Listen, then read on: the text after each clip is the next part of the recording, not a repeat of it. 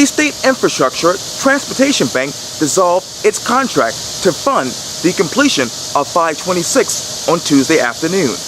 I sit down one-on-one with Charleston County Council District 9 candidate Jenny Honeycutt for a special edition of Quintin's Close-Ups. And be sure to download the free Quintin's Close-Ups app in your Apple or Google Play stores, or listen to this interview later on the free iHeartRadio app. Jenny Honeycutt, it's so good to see you again. Good to see you again, Quintin. Oh, I appreciate this greatly. Absolutely. Oh, anytime. Well, let me jump into the obvious, and this is the headline from CountOn2.com. State Infrastructure Bank dissolves contract to fund I-526 completion project. The bank board chairman, John White, basically says it's a funding issue and that they need to see more money. The county attorney, however, says it was a contract issue and that Vic Rawl says the county has met its obligations and has actually sent a proposal to the bank. What issue is it right now? This is absolutely a contract issue. Very clear, there's a 2007 three-party contract, and ever since that time, as we've been negotiating, as the county has been negotiating with the State Infrastructure Bank, the issues have revolved around the funding issue, which is how do we pay for those increase in costs caused by, of course, the delay, and that's sort of been the hang-up. But the issue is not that it's funding, it's that there is a contract that exists, and in order to move forward, we need to amend that contract. And unfortunately, the State Infrastructure Bank has been unwilling to negotiate, and so it looks like it's going to take third-party intervention in order for a determination to be made. As a matter of fact, Brantley Moody on County Council posted this to the Charlestonians for I-526 Facebook page. He said this quote, "Everyone take a deep breath. While the county is disappointed in the CIV's vote to unilaterally terminate the 2007 IGA to complete 526, the positive is that there is some finality to the delay of the project." Can you talk to me more about that 2007 IGA? Absolutely. So there's a three-party agreement, intergovernmental agreement, between the State Infrastructure Bank, SCDOT, and the county.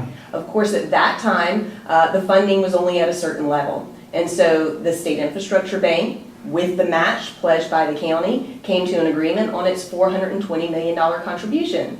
Well, since that time, the cost has gone up, and it will continue to go up as long as the State Infrastructure Bank creates this delay. And what I see here, which is unique, is an opportunity for the governor to step in and to show some real leadership on this issue. He has pledged his support for this project, but we all know that actions speak louder than words. You talk about the governor. When I was talking with Brantley Moody over the phone yesterday, he basically says the thing, if the governor would be really reelected or obviously won the primary last night, he needs to wake up the next morning and replace two of his appointees on that board. Where are you with that decision? The governor should be able to control the policy of his office. And two appointees on that board of his decided to go rogue, as they say, and were completely insubordinate. The governor had a representative there at the meeting all day. That representative spoke with members of the State Infrastructure Bank, and those two members, Chairman White and Colonel Duncan, who I have the utmost respect for, blatantly took action opposed to what the governor had insisted. And so again, there's an opportunity for him to lead right now, and I hope that he will take swift and decisive action to correct this. And so what is the finality looking like right now? Well, again, I see the opportunity as a means to, as Brantley called it, the finality of the CIV finally making a decision rather than kicking the can down the road. And quite frankly, we expected this decision last month. But again, the governor had stepped in and asked that they wait till June to analyze it further. And so we have a decision that we can now act on. And that action is going to be, hopefully, the board will reconsider its decision yesterday, the resolution that it passed, which very interestingly, I would point out, had no reference to the contract. It did not invoke any termination provision, for which there is none in the contract. It didn't invoke any default by either party. And so they've got an opportunity to remedy that, and I expect them to. Where is this money? This is another part of the funding issue here that's commonly misunderstood. In contract negotiations, no party comes out with its full amount of authority. The county is actually limited because it cannot provide funding that is binding on future councils without a contract, which is why over and over and over again the county has gone to the SIB and said, let's sit down and renegotiate this. We just need to amend the 2007 agreement so that whatever funding we do come up with, we can bind the future. But until we can bind future councils through an enforceable agreement, they cannot propose funding that is actually meaningful. That means, as the SIB said, could be bonded.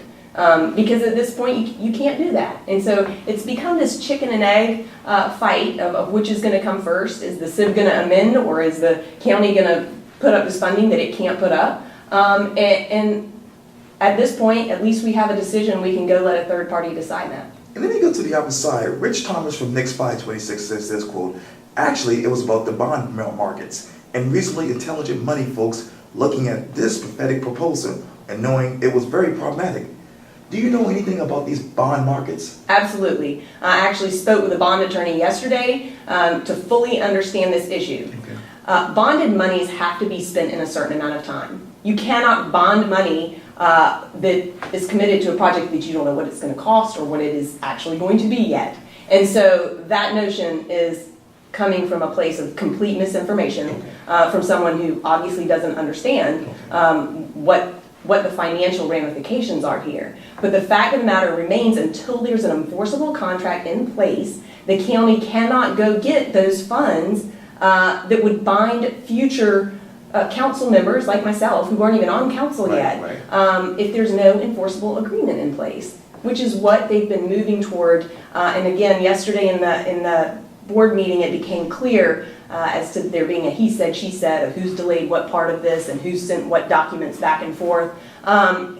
Unfortunately, we'll get a decision. And so whether that's through the courts or the leadership of the governor stepping in, I fully expect this to get resolved. And this was actually a positive step in that direction rather than stalling this any longer.